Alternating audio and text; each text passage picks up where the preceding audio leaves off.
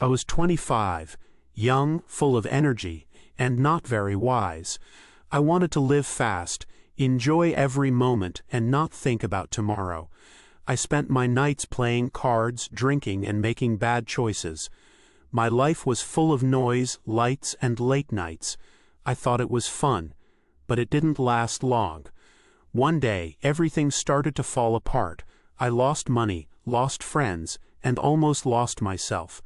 My parents were worried. After one big mistake, they said, "That's enough." They made a decision.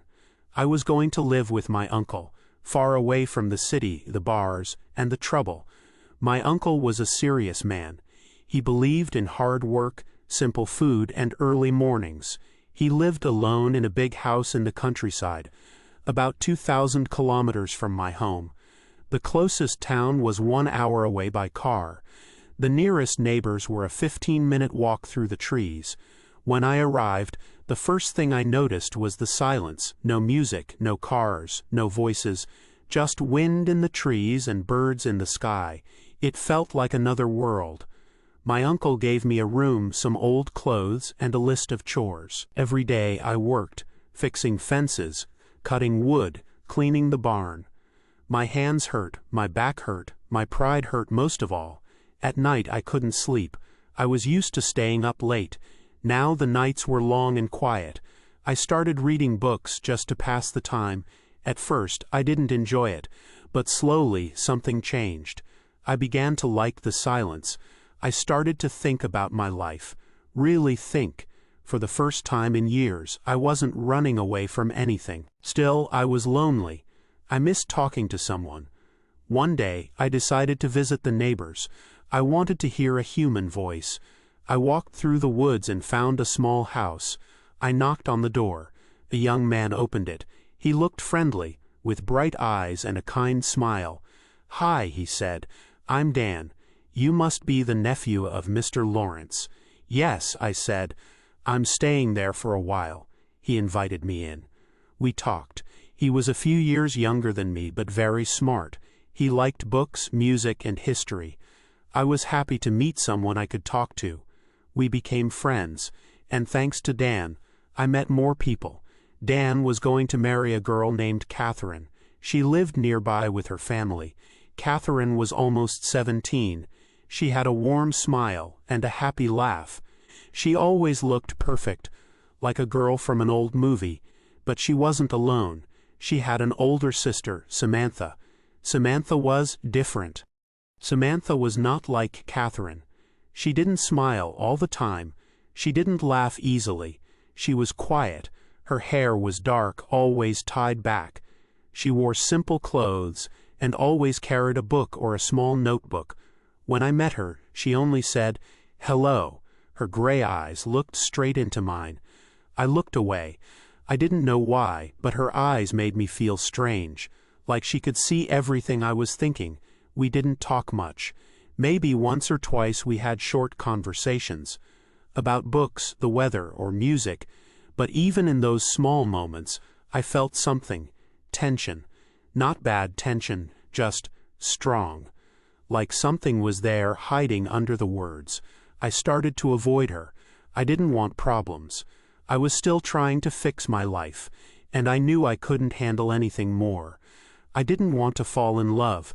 I didn't want to hurt anyone. But one morning, I found a letter on the windowsill of my room.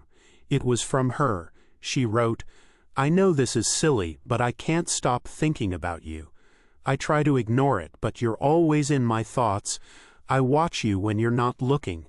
I hear your voice in my head. I just needed to say it. I'm sorry." I read the letter again and again. I felt her words. They were real and soft, like a quiet song. But I was 25. I was afraid of feelings like that. I thought it was too serious, too dangerous. A few days later I wrote back, "You are kind and honest, and I respect that. But we are very different. We have no future. Please forget me. It's better for both of us." After that, I tried not to see her again. I still visited Dan. He always had something to talk about. New books, old jokes, funny stories. Time passed. Then, one day, something terrible happened. Dan fell from his horse. It was fast and sudden. He hit his head. The doctors tried, but they couldn't help.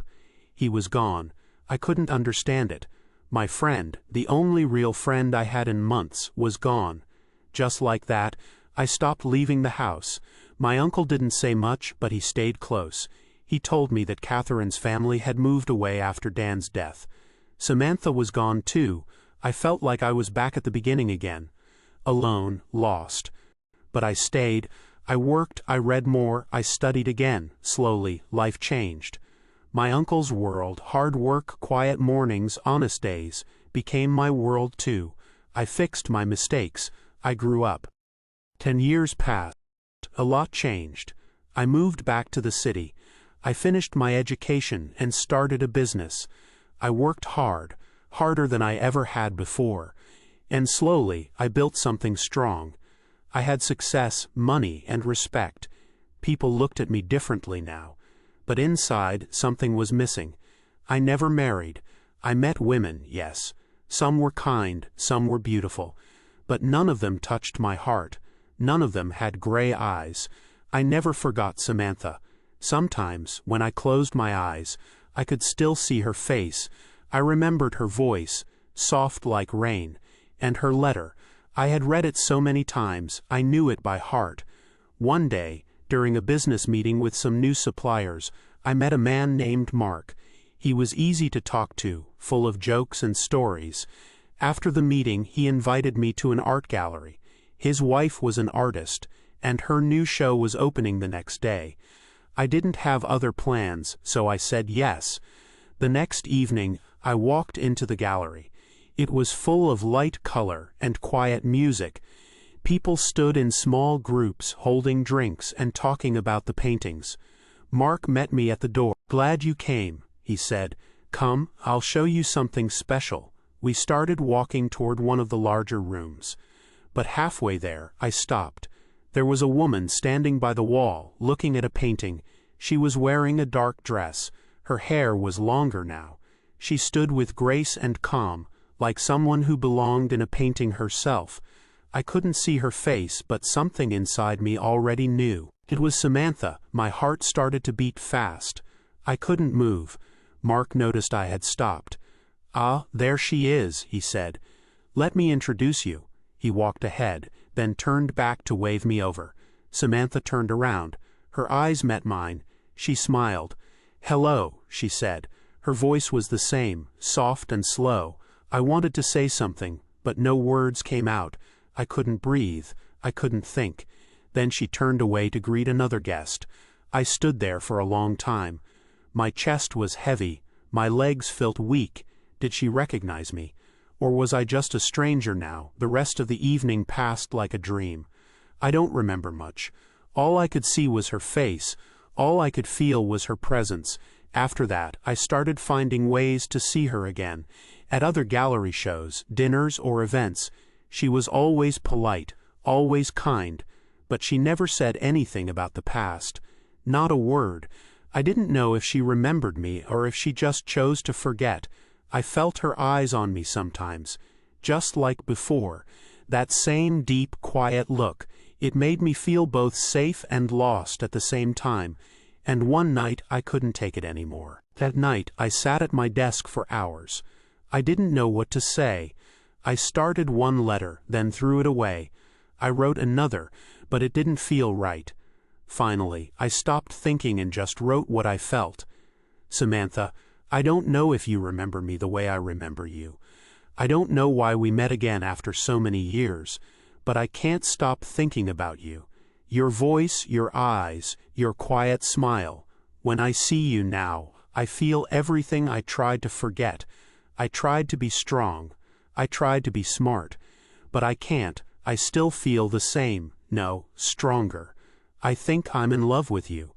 I don't know if you're married or happy or if I should leave you alone. But I needed to tell you, because I can't breathe anymore." The next morning I gave the letter to her assistant at the gallery. Then I waited. 1 day passed, 2 a week, nothing. I tried to forget it.